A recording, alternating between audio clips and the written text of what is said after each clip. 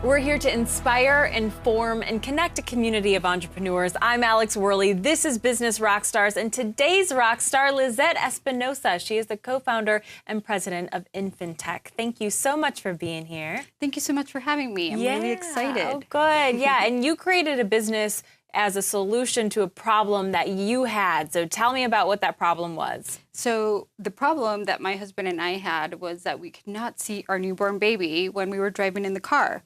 I'm driving and he's facing backwards, and the hardest time was when he was quiet. I'm like, what's going on back there? Yeah. And I noticed that there was no solutions as far as seeing something on my dashboard. So we created the Zuby, which is the baby monitor for cars.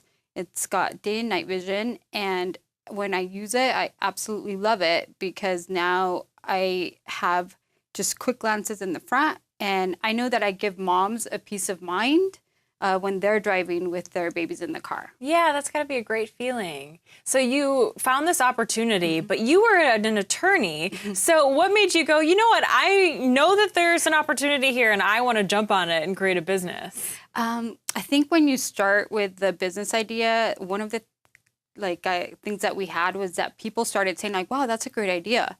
That's something good. And so that kind of gave us just the notion of like affirmation that, hey, we might have something here. And my husband actually has a marketing and business background. And so with the lawyer background that I had, we're like, you know what? I think we have enough background that we can move forward and do something with this.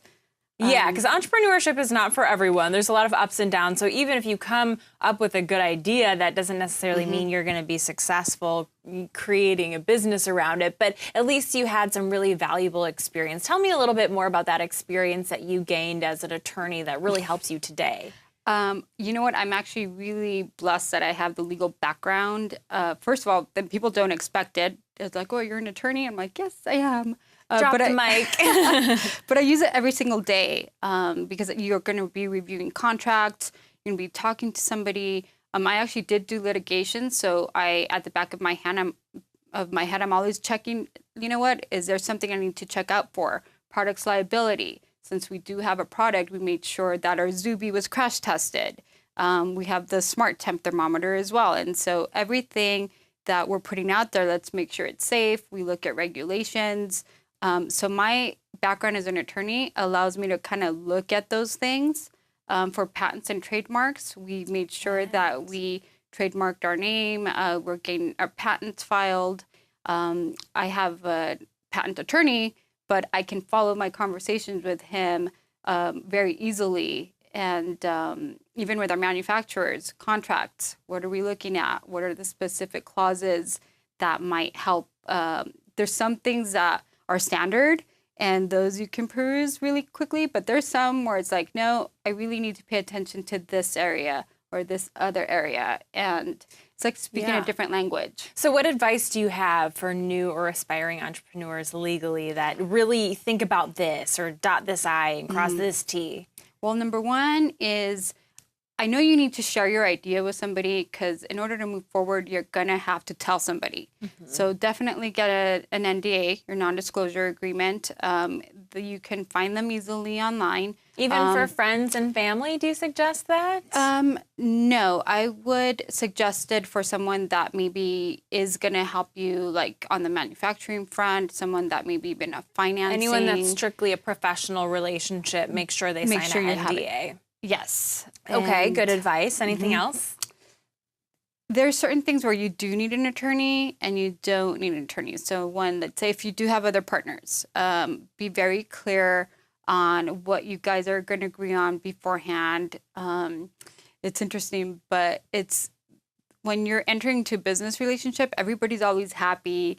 And it's like, you want to make sure everything is in writing and everybody's clear. And so if you can get something up front in writing and each have their own attorney, that is going to save you, I think, a lot of headaches in case anything happens in the long run. Now, sometimes I think when someone has a co-founder and they want to get something in writing, they're a little apprehensive because it feels so formal and, you know, like as though maybe they don't trust them. So how do you suggest you go about starting that conversation to get it in writing?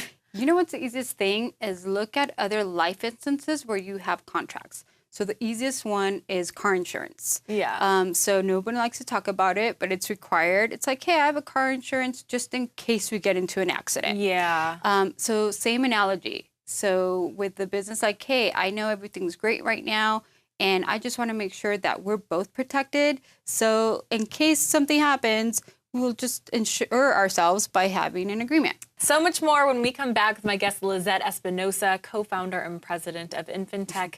We're here to inspire, inform, and connect a community of entrepreneurs. I'm Alex Worley, and this is Business Rockstars.